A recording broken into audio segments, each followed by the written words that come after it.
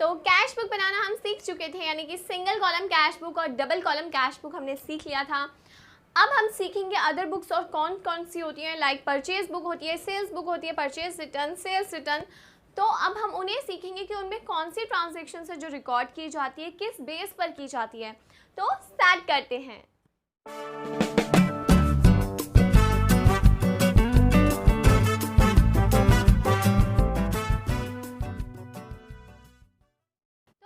करते हैं हम अपनी परचेज बुक। आखिर परचेज बुक होती क्या है? देखिए, हमने कैश बुक तक पढ़ा था कि कैश की जितनी ट्रांजैक्शन होती है बिजनेस में, चाहे वो परचेज से रिलेटेड है चाहे वो सेल से रिलेटेड है, वो कैश बुक में रिकॉर्ड करी जाती थी। अब परचेज बुक क्या थी? जनरल को और सिंप्लीफाई किया गया कि जितनी ट्रांजैक्शन बिजनेस की क्रेडिट पर होंगी, परचेज की क्रेडिट की ट्रांजैक्शन, पहली चीज़ क्या, क्रेडिट ट्रांजैक्शंस रिकॉर्ड करी जाएंगी। सेकंड रिक्वायरमेंट इसकी रहती है फर्स्ट क्रेडिट की, सेकंड रिक्वायरमेंट होता है डीलिंग गुड्स, यानी कि बिजनेस जिन गुड्स में डील करता है उन गुड्स की ट्रांजैक्शंस को ही रिकॉर्ड किया जाना चाहिए। यानी कि इसकी दो कंडीशन है परचेज बुक की, जिसको हम परचेज जर्नल नाम से भी जानते हैं। जनरल इसलिए क्योंकि ये जनरल का ही पार्ट है, ठीक है, कि हम जनरल एंट्री ना पास करते हुए इस बुक में एंट्री करते हैं। सबसे पहली चीज़ जो हम इसमें सीख रहे हैं कि भाई क्रेडिट की ट्रांजैक्शंस रिकॉर्ड होंगी, ठीक है, लेकिन क्रेडिट की वो ट्रांजैक्शन जिसमें बिजनेस डील करता है, लाइक अगर बिजनेस की डीलिंग उसके कूलर की है या फैन की है, तो बिजनेस अगर इन चीज़ों में डील करता है तो ये सामान हो गया या उसका ये रॉ मटेरियल हो गया जिसको बनाने में उसको मदद चाहिए होती है। लाइक अगर उसको फ़ैन चाहिए तो फ़ैन की लाइक वायरिंग हो गई, उसकी पंखड़ी हो गई, उसकी वायर्स हो गई, ये सब चीज़ें जो हैं ये उसका रॉ मटेरियल है। तो ये चीज़ें हम बिज़नेस में लिखते हैं, लाइक ये चीज़ें हम परचेज बुक में लिखते हैं बेसिकली। तो अगर आपका जैसे काम है, अगर आप रिटेलर हैं और आपका काम है सिर्फ मतलब आप खरीदते हैं और बेच देते हैं, तो वो सामान जिसमें आप डील करते हैं, लाइक अगर आपका बुक स्टोर है तो बुक, पेन, रजिस्टर्स, ये सब आपके क्या है, डीलिंग के सामान हैं। और अगर आपका कोई जनरल स्टोर है तो जितने भी जनरल स्टोर के बहुत सारे सामान होते हैं तो वो आपके डीलिंग गुड्स हैं। तो हमें यहाँ पे ध्यान रखना है कि हमारे डीलिंग गुड्स की ट्रांजैक्शंस रिकॉर्ड की जाती हैं। तो अदर गुड्स कौन से हैं जिनकी ट्रांजैक्शंस नहीं रिकॉर्ड की जाती है? लाइक हमने फर्नीचर ख़रीदा या हमने अपने बिजनेस के लिए लाइट खरीद के ले आए, तो वो ट्रांजैक्शन इसमें नहीं आएंगी। हमें कौन सी ट्रांजैक्शंस लेनी है जिसमें बिजनेस डील करता है। अगर हमने कोई भी ऐसा सामान खरीदा है जिसमें बिजनेस डील नहीं करता तो वो ट्रांजैक्शन इसमें नहीं आएंगी। सिर्फ वो ट्रांजैक्शन जिसमें बिजनेस डील करता है, सेकेंडली वो किस पे होनी चाहिए, क्रेडिट पर होनी चाहिए। आप चाहे फर्स्ट नंबर इसको दे दो, सेकेंड डजंट मैटर, दो कंडीशन है वो पूरी होनी चाहिए कि क्रेडिट की ट्रांजैक्शन हो और जिसमें बिजनेस डील करता है। तो अगर ये दो चीज़ें सेटिस्फाई होती हैं तो हम उसे परचेज बुक में लिखते हैं, ठीक है। तो अगर हमने फर्नीचर ख़रीदा लेकिन बिज़नेस फर्नीचर में डील नहीं करता और वो क्रेडिट पर है तो हम नहीं लिखेंगे। अगर बिज़नेस ने फ्रिज ख़रीदा और बिज़नेस के फ्रिज नॉर्मली उसके यूज़ के लिए, तो वो बिज़नेस उसमें डील नहीं करता तो वो इसमें नहीं आएगा, चाहे वो कैश में ख़रीदा है, क्रेडिट पे ख़रीदा है। तो ये दो कंडीशन अगर आपकी सेटिस्फाई होती है तो परचेज बुक में आती है। अब परचेज बुक का जो फॉर्मेट है वो कैश बुक की तरह नहीं है। जैसे कैश बुक का तो एक सिंपल लेजर था, है ना, कि भाई डेबिट साइड थी, क्रेडिट साइड थी, क्योंकि उसमें दोनों ट्रांजैक्शन थी, पैसा आने की भी जाने की भी। लेकिन जो परचेज बुक है इसमें हमारे पास कोई पैसा नहीं आ रहा, बल्कि हम सामान खरीद रहे हैं वो भी क्रेडिट पर। तो हम सिर्फ उतनी ही डिटेल लिखते हैं कि जो हमारे उस ट्रांजेक्शन को स्पेसिफाई कर सके। अब सबसे पहले तो इसका फॉर्मेट थोड़ा सा आपको बड़ा लग रहा होगा क्योंकि इसमें टोटल 11 कॉलम हैं। कितने कॉलम हैं? टोटल 11 हैं, जो कि बिजनेस ने अपने कन्वीनियंसी के हिसाब से बनाए हैं कि भाई उसको कन्वीनियंट लगता है हर एक चीज़ की अलग से डिटेल हो उसके पास, इसलिए उसने इसके अलग से कॉलम्स बनाए हैं। अब 11 कॉलम में सबसे पहला कॉलम डेट का है, क्योंकि ये ट्रांजैक्शंस हर दिन करी जाती हैं तो हमारे लिए डेट स्पेसिफाई करके चलना बहुत ज़्यादा ज़रूरी हो जाता है। उसके बाद पर्टिकुलर्स में सिंपल आपने कितना सामान खरीदा वो चीज़ आती है। लाइक मैंने अगर 100 बुक्स खरीदी हैं तो 100 books at the rate of ₹100 each, तो वो चीज़ आपकी जो डिटेल है ट्रांजैक्शन की, हम नॉर्मली बिल देखते हैं ना दुकानों के, लिखा होता है 50 लिए इतने के, वही चीज़ हम भी परचेज बुक में लिखते हैं। इनवॉइस नंबर, यानी कि ऑफकोर्स हम उधार पे सामान खरीद रहे हैं तो उसका बिल होगा, बिल है उसी को हम इनवॉइस बोलते हैं, उसका नंबर आएगा, ठीक है, जो कि हमें क्वेश्चन में मेंशन होते हैं, हमें अपनी तरफ से करने की कोई ज़रूरत नहीं है। लेजर फोलियो, देखिए जो भी हम जिस भी पर्सन से सामान खरीदते हैं हम उसका नाम ज़रूर आइडेंटिफाई करते हैं, क्योंकि हमें पता रहे हमारे परचेज बुक में कि उस पर्सन से कितनी डीलिंग हुई है ना। तो जैसे अगर मैंने ABC लिमिटेड से ख़रीदा, तो ABC लिमिटेड से क्या ख़रीदा, पहले ABC लिमिटेड का नाम आ जाता है, फिर उससे क्या ख़रीदा, ठीक है। तो ये जो लेजर फोलियो है ये इसके लेजर में कहाँ पे ट्रांजेक्शन गई है, यानी कि इसका जो लेजर बना होगा उसका पेज नंबर आ जाता है। बट ये अभी आपके लेजर फोलियो, जैसे मैं पहले भी क्वेश्चन कराए हैं आपको और मैंने बताया कि इसकी आपको अभी नीड नहीं है, तो ये यूज़ नहीं हो पाता कॉलम, ठीक है। इसके बाद डिटेल आती है। डिटेल में क्या आता है, डिटेल में आता है कि आपने अगर ये सामान 100 × 100 कितने का पड़ा, आपको 10,000 का पड़ा। अगर इस पर आपको कुछ ट्रेड डिस्काउंट मिला, तो ट्रेड डिस्काउंट अगर 10% मिला तो 10% कितना हो गया 1000, तो आपको वो सामान कितने का पड़ गया 9000 का, तो वो डिटेल में आ जाता है, ठीक है। अब हमारी आती है बात कॉस्ट की। कॉस्ट हमें ये वाली, यानी कि आफ्टर ट्रेड डिस्काउंट हमें चीज़ कितने की पड़ रही है वो हमारी कॉस्ट होती है।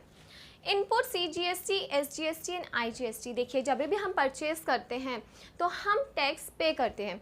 यहाँ पे भी हम परचेज़ कर रहे हैं लेकिन उधार पे कर रहे हैं, पर हमें टैक्स तो पे करना ही पड़ेगा। जब भी हम पेमेंट करेंगे तो इंक्लूडिंग टैक्स ही पे करेंगे, तो उसके लिए हम इनपुट यूज़ करते हैं वर्ड।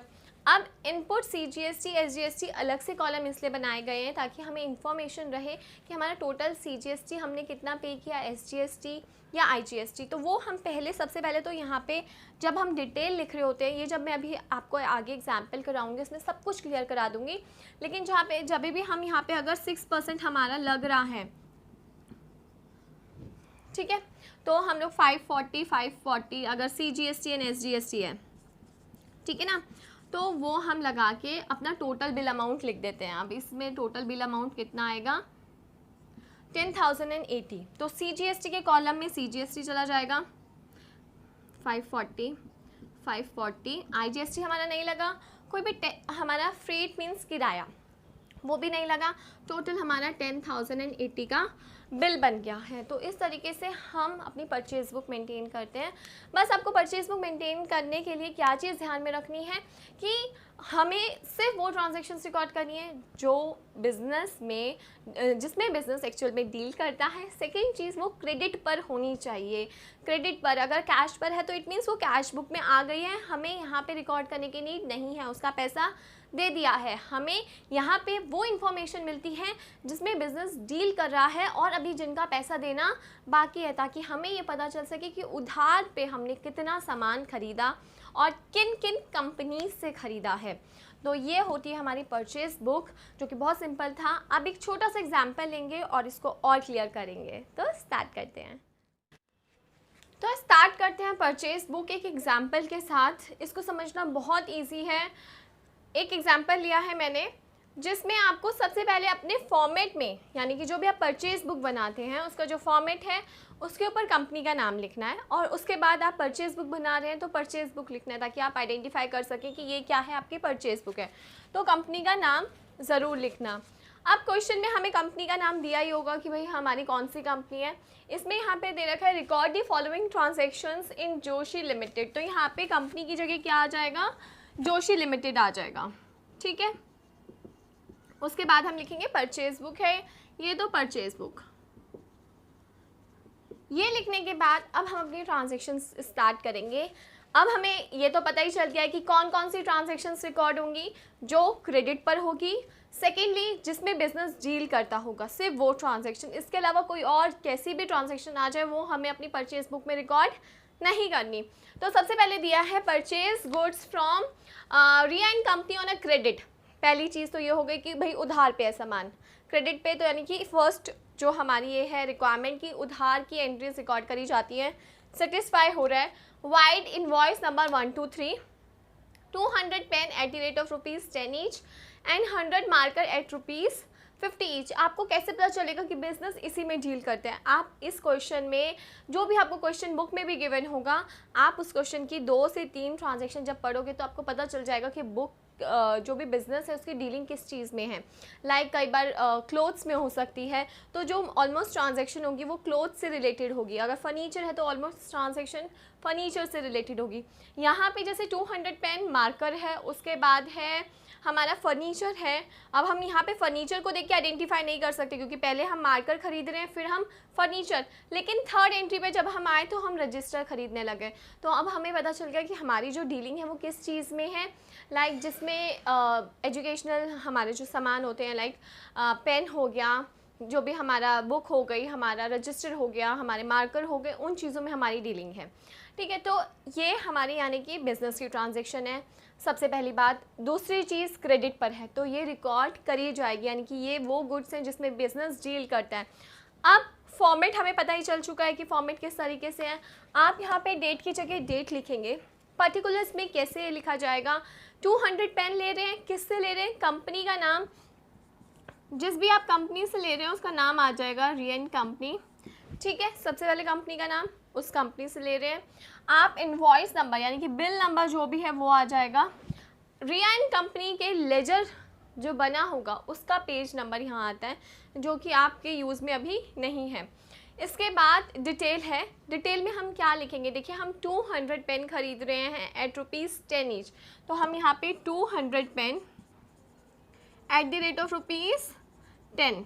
ठीक है, कितने का हो गया डिटेल में, 2000 का। सेकेंड चीज़, हम 100 मार्कर खरीद रहे हैं एट ₹50 ईच, तो 100 मार्कर एट द ₹50 ईच।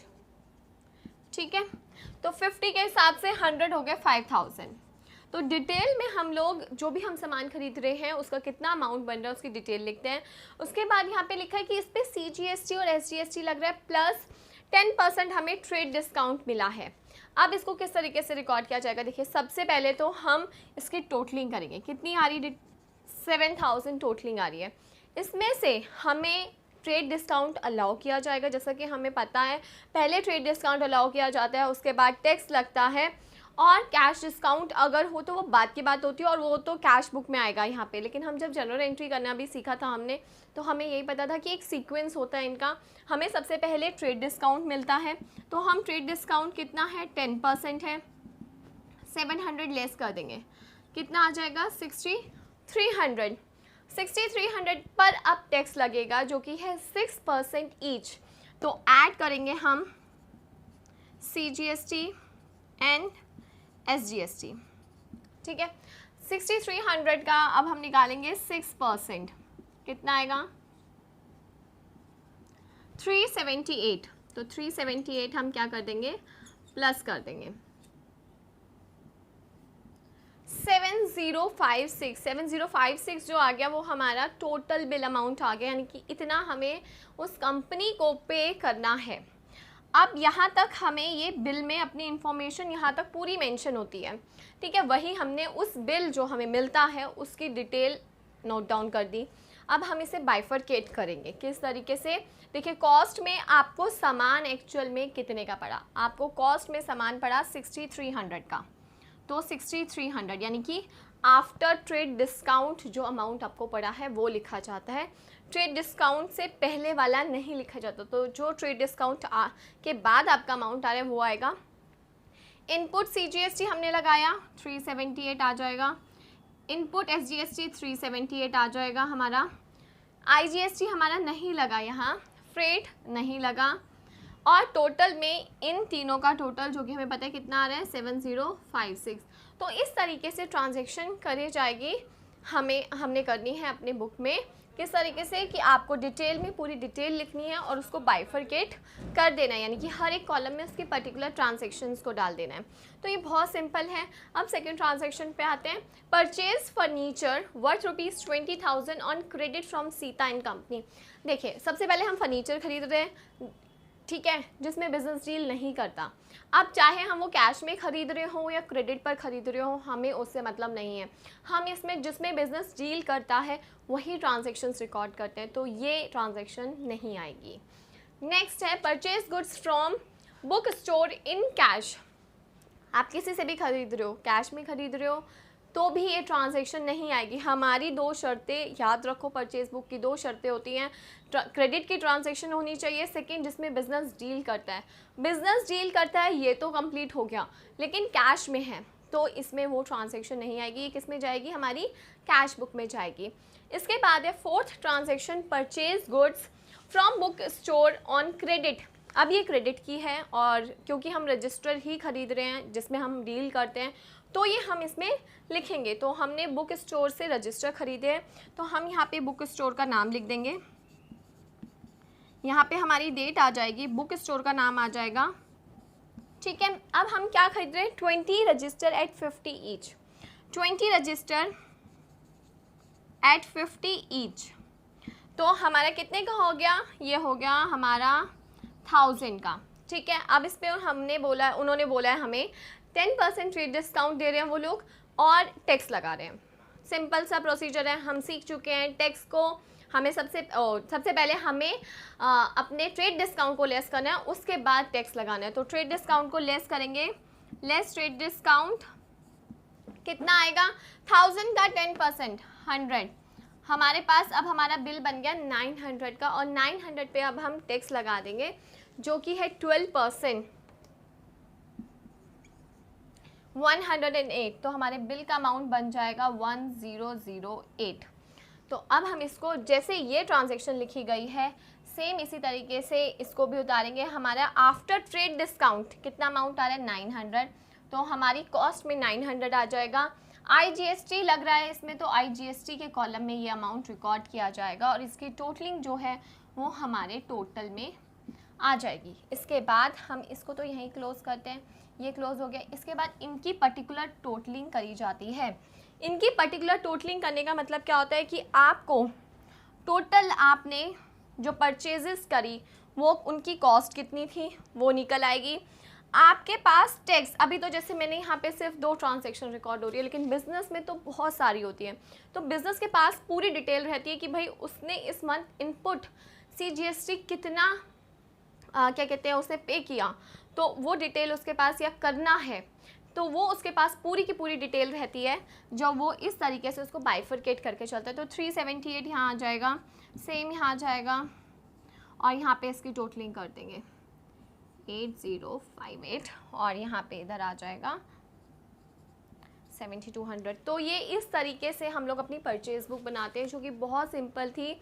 बस आपको इसका फॉर्मेट है जो याद रख के चलना है, समझ के चलना है बेसिकली, क्योंकि कुछ भी नहीं है इसके फॉर्मेट में ऐसा। बस ये है कि कैश बुक से थोड़ा सा अलग फॉर्मेट है, बट बहुत इजी सिंपल है। हमारा पर्टिकुलर इन सब चीज़ों को ध्यान में रखते हुए हमें परचेज बुक बनानी है और हमारा क्वेश्चन ऐसे सॉल्व हो जाएगा। तो थैंक यू।